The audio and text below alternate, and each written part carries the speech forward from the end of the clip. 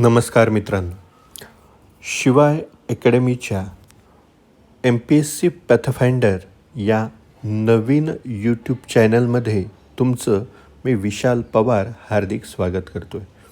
मित्रांनो, या व्हिडिओमध्ये आपण थोडक्यात चर्चा करणार आहोत ऑनलाईन की ऑफलाईन कोचिंग क्लासेसला प्राधान्य द्यायचं. ऑनलाईन प्राधान्य द्यायचं शिकण्यासाठी स्पर्धा परीक्षेची तयारी करताना किंवा ऑफलाईन द्यायचं. आता तसं पाहायला गेलं तर प्रत्येक गोष्टीचे काही प्लस पॉईंट आणि मायनस पॉईंट्स हे असतातच. येत्या लक्षात ते नाकारून चालत नाही.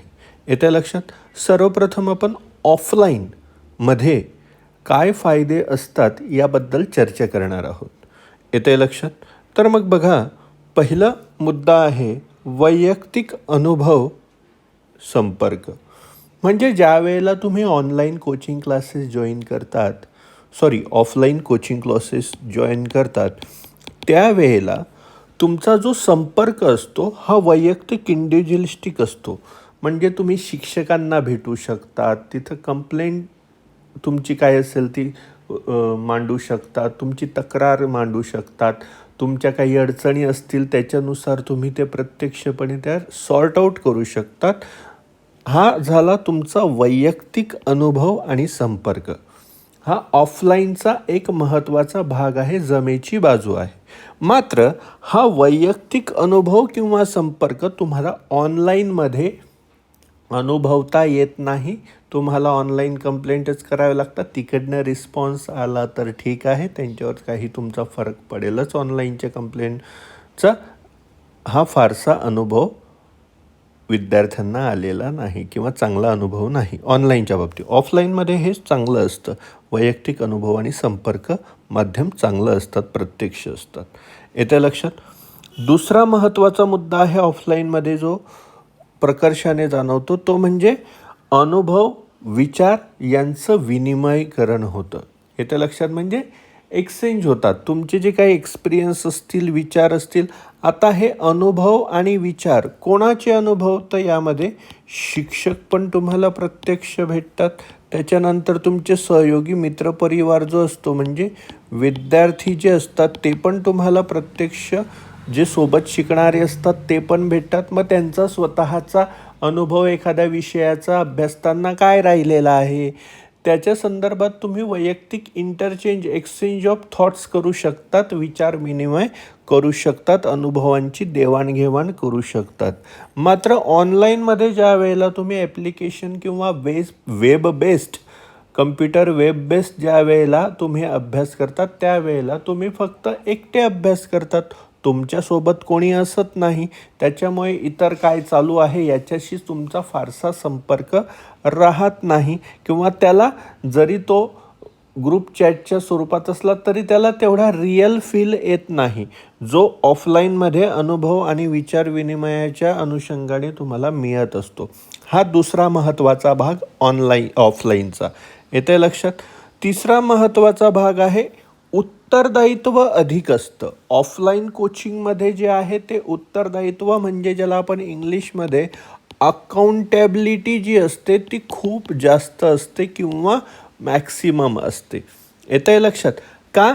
कारण की त्या ठिकाणी तुमचा मॅनेजमेंट जी यंत्रणा आहे, व्यवस्थापन, कोचिंग क्लासेसचं जे व्यवस्थापन करणारी मंडळी असतात, जो कोअर ग्रुप असतो, याच्याशी तुमचा प्रत्यक्ष संबंध येतो आणि तुम्ही त्यांना जाब विचारू शकतात. कोणत्याही चुकीच्या गोष्टी करता किंवा दिलेल्या कमिटमेंट ज्या फॉलो होत नाही आहे, ज्या तुम्हाला आश्वासनं दिली गेली होती ती जर पूर्ण होत नसतील, तुमच्या काही तक्रारी असतील विषयाच्या संदर्भात, विषयाच्या शिक्षकाच्या शिकवण्याच्या पद्धतीच्या संदर्भात, येतं लक्षात. त्याच्यामुळे तुम्ही त्या ठिकाणी ते उत्तरदायित्व ऑफलाईनमध्ये सर्वात जास्त अनुभवू शकतात.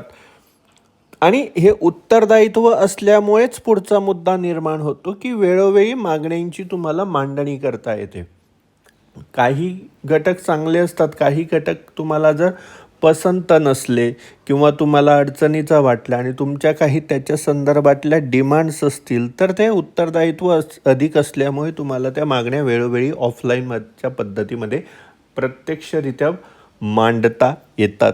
आणि दुसरं म्हणजे जर त्या मागण्या मान्य करून घ्यायच्या असेल, सुरुवातीला जर ते अमान्य करत असतील, तर तुम्हाला तो दबावगट तयार करून त्याच्यावर कार्य किंवा उत्तर मिळवून घेता येऊ शकतं.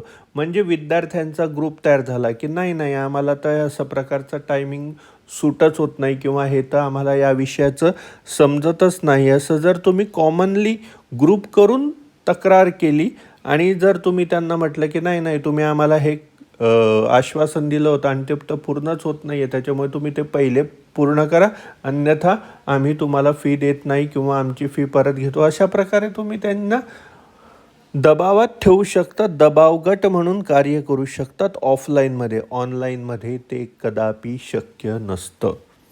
येतंय लक्षात? पुढचा महत्त्वाचा मुद्दा, live plus real time experience. कधीही तुम्ही ज्या वेळेला प्रत्यक्ष शिक्षकाला समोर अनुभवतात, त्याच्याकडून शिकतात, तुम्हीही त्या ठिकाणी प्रेझेंट असतात, तोही त्या ठिकाणी प्रेझेंट असतो. शिकवण्याची पद्धत ही प्रत्यक्षरित्या अनुभवता येते. येतं लक्षात? वेळोवेळी त्या रिअल टाईमला तुम्हाला तुमचे डाऊट क्लिअर करून घेता येतात. हाच त्याच्यामधला पुढचा मुद्दा, डाऊट क्लिअरिंग. येतं लक्षात? तेच लेक्चर ज्या वेळेला झालं त्याच्यानंतर लगेचच तुम्ही त्या शिक्षकांना थांबवून बऱ्याच अनुषंगाने ऑफलाईनमध्ये तुमच्या शंकांचं निरसन लाईव्ह आणि रिअल टाईममध्ये करू शकतात, जे ऑनलाईनमध्ये शक्य नसतं. ऑफलाईनमध्येच हे शक्य आहे. हे काही महत्त्वाचे मुद्दे होते. कशा संदर्भात? ऑफलाईनचे फायद्यासंदर्भात. येतंय लक्षात? आता ऑनलाईनचे जे काही फायदे आहेत त्याच्या संदर्भात आपण बोलू. आता आपण बोलतो आहोत ऑनलाईनचे फायदे. येतंय लक्षात? आता ऑनलाईनचा पहिला फायदा कोणता आहे? तर संपूर्ण अभ्यासक्रम पूर्ततेची खात्री ऑफलाईनच्या तुलनेत ऑनलाईनमध्ये जास्त असते. आता तुम्ही म्हणाल हे कसं? कारण की ऑनलाईनमध्ये कसं असतं, तुम्हाला जो 8 महिने 9 महिने जो काही कालखंड असेल त्याच्यामध्ये तुमची बॅच कव्हर करण्यासाठीचे धडपड त्या मॅनेजमेंटची, त्या क्लासची सुरू असते.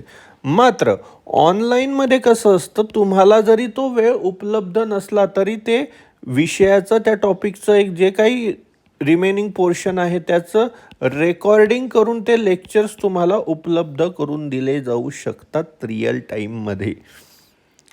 येतंय लक्षात? त्याच्यामुळे अभ्यासक्रम सिलेबस कम्प्लिशन जो असतो तो ऑनलाईनमध्ये बऱ्याच अनुषंगाने त्याची खात्री जास्त असते.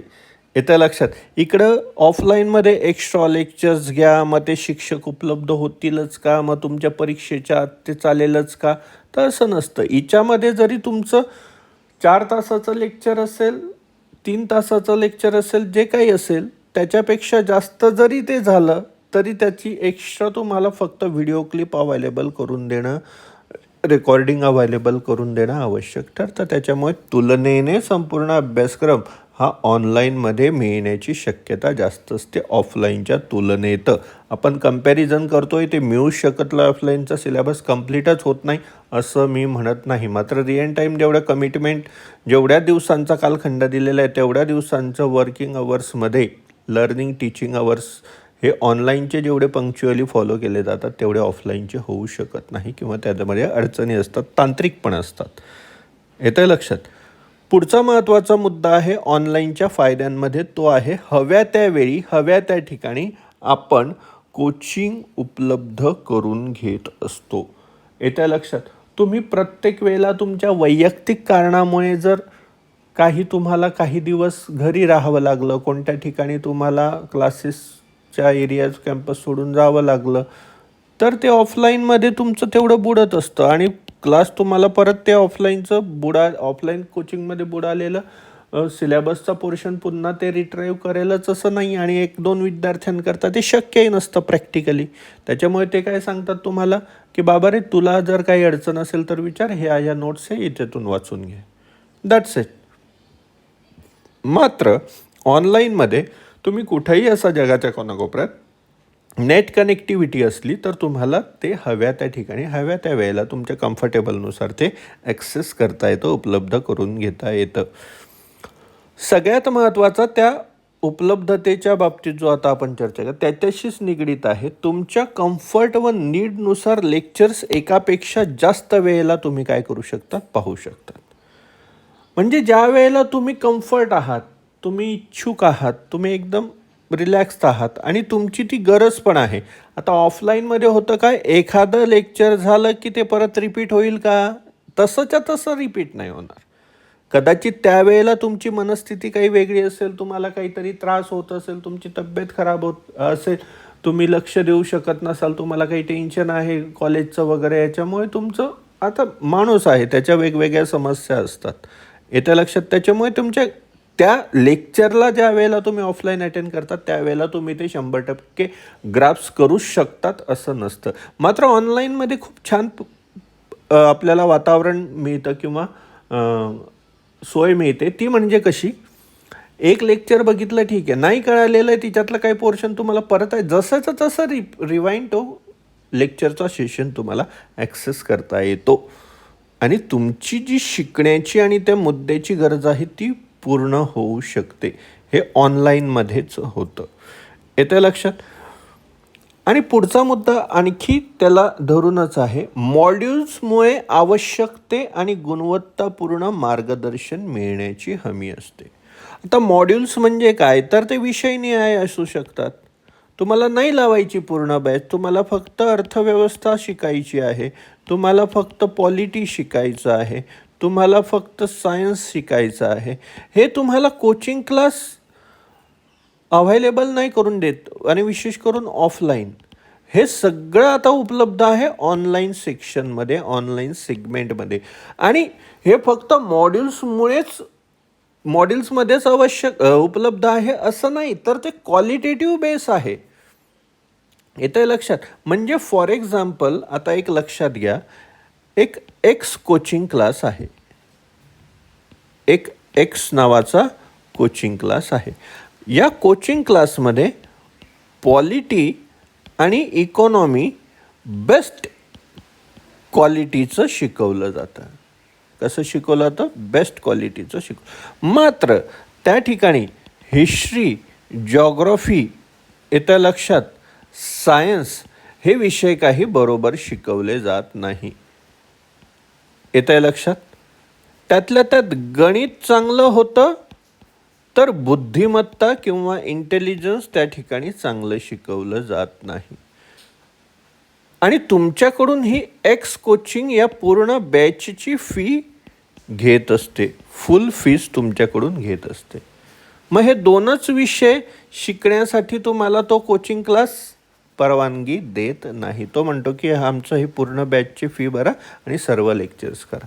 मात्र हे जे बळजबरी तुम्ही शिकता आहात, जे अनक्वालिटीचं आहे, येतं लक्षात, ते तुमचा पैसा वाया घालवतं, येतं लक्षात.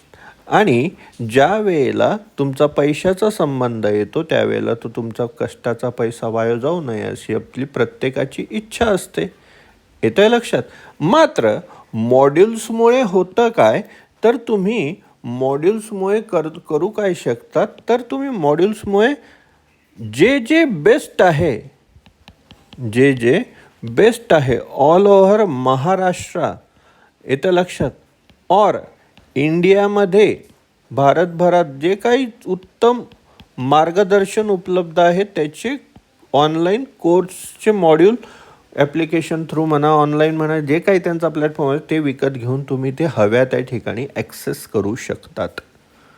आणि याच्यामुळे होतं काय, तर याच्यामुळे पुढचा मुद्दा होतो, सगळ्यात महत्त्वाचं वेळ वाचतो. आणि दुसरंच त्यापेहून महत्त्वाचं किंवा त्यासोबतच महत्त्वाचं, पैशाची बचत होते. एखाद्या तुम्ही गावाखेड्यावर राहत आहात, येतं लक्षात, आणि तिथून तुम्ही शहरात क्लाससाठी येत आहात. मग शहरात आल्यानंतर तुमचा सगळाच खर्च वाढतो.